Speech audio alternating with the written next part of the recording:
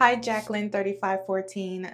This one is for you. In this video, I'm showing you how to cornrow step by step on a mannequin head. Whether you're a total beginner, a parent trying to learn, or just need a little refresher, I've got you. I'm starting slow, breaking it all the way down and making sure it actually clicks. So grab your mannequin, get comfortable, and let's braid together.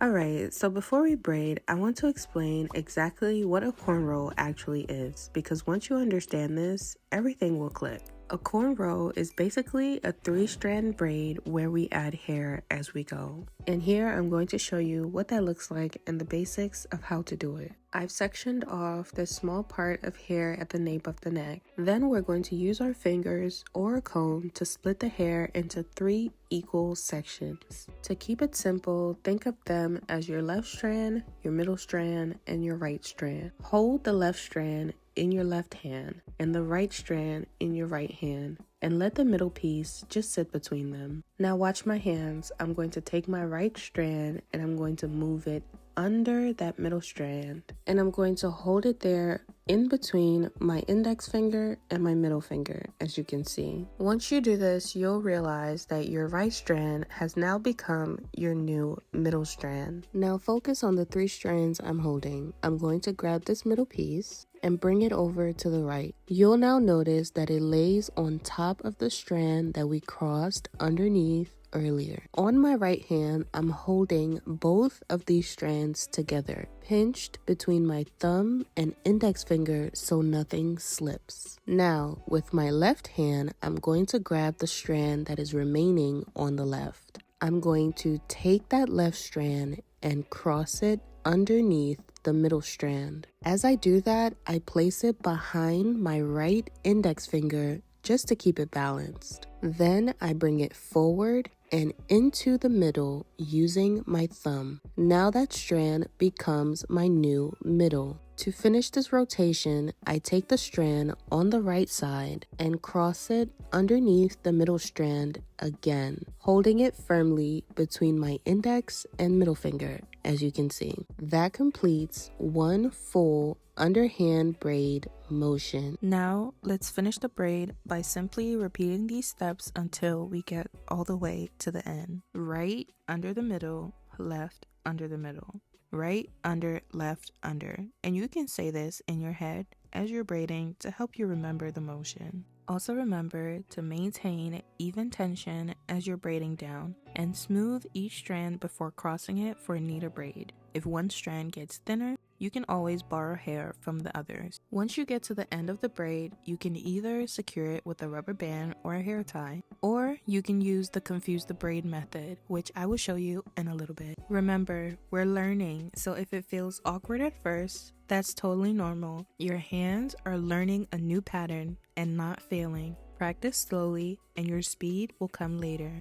Now that we have our underhand braid down, how does this turn into a cornrow? A braid becomes a cornrow when you add hair from the scalp before each underhand cross. The first thing you're going to want to do is create a clean, straight part starting from the front of the head all the way down to the nape of the neck.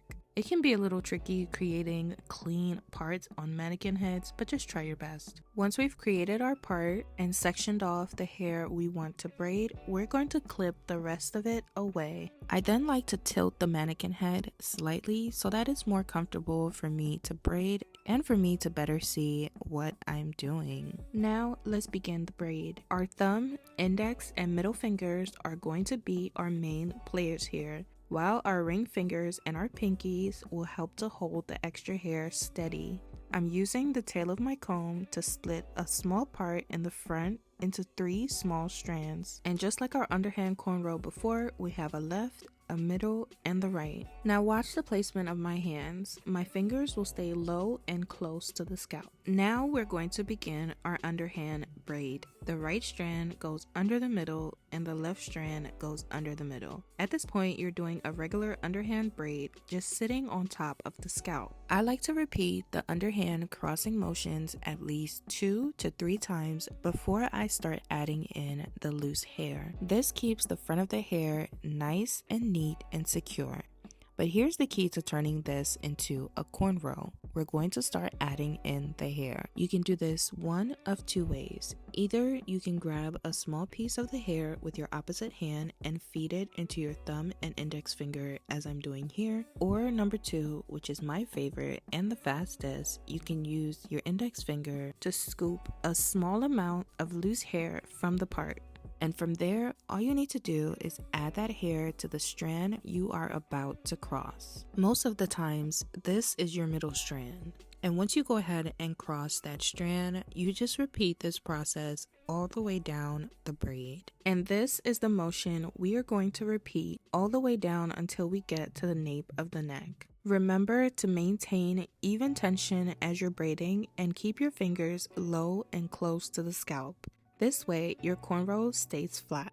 We're continuing this motion, moving straight back, following the part. Keep your braid centered in the section. Your braid should sit directly in the middle of your part from start to finish.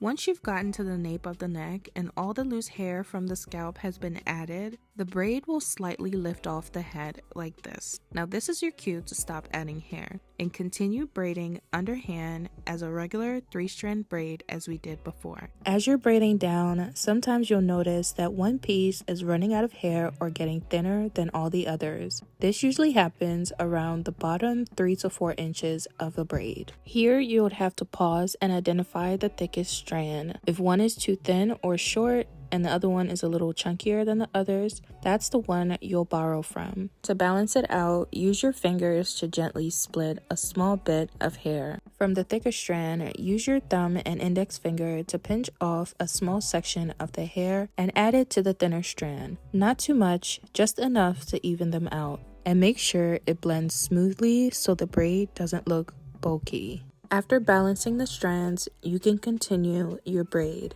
You'll notice the pattern stays consistent and the ends braid tighter, reducing unraveling. And if the imbalance happens again further down, you can repeat the process to maintain the braid shape all the way to the tip. I like to use this method once I'm approaching the end of my braid. This time borrowing little pieces from each strand to confuse the braid so that the braid stays tight and it will be less likely for it to unravel. And once you have your first cornrow done, now all we have to do is repeat these steps all throughout the mannequin head until we are done with the entire head. While I'm finishing this up, here are a few tips to keep in mind and to guide you if your cornrows aren't looking too great. Number 1, if your braids are looking very bumpy or lumpy, this means your sections are too big or uneven. Number 2, if your braid keeps lifting, this means your hands are too high. Reposition your hands low and close to the scalp. Number 3, if your braids are crooked,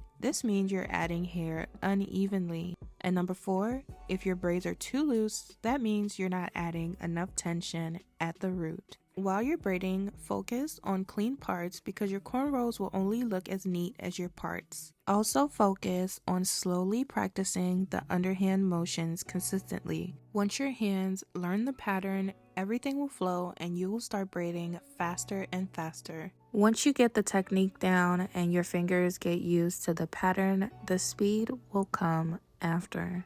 Once your whole head is done, it should look something like this. And that's it. You just learned how to do a cornrow. Congratulations. I hope you found this video helpful and also hopefully it taught you a new skill. Now go practice it if you weren't following along already. We've reached the end of the video. Thank you so much for watching.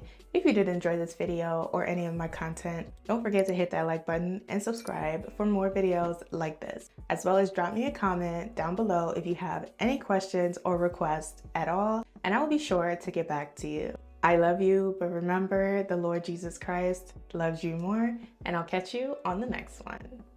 Bye-bye.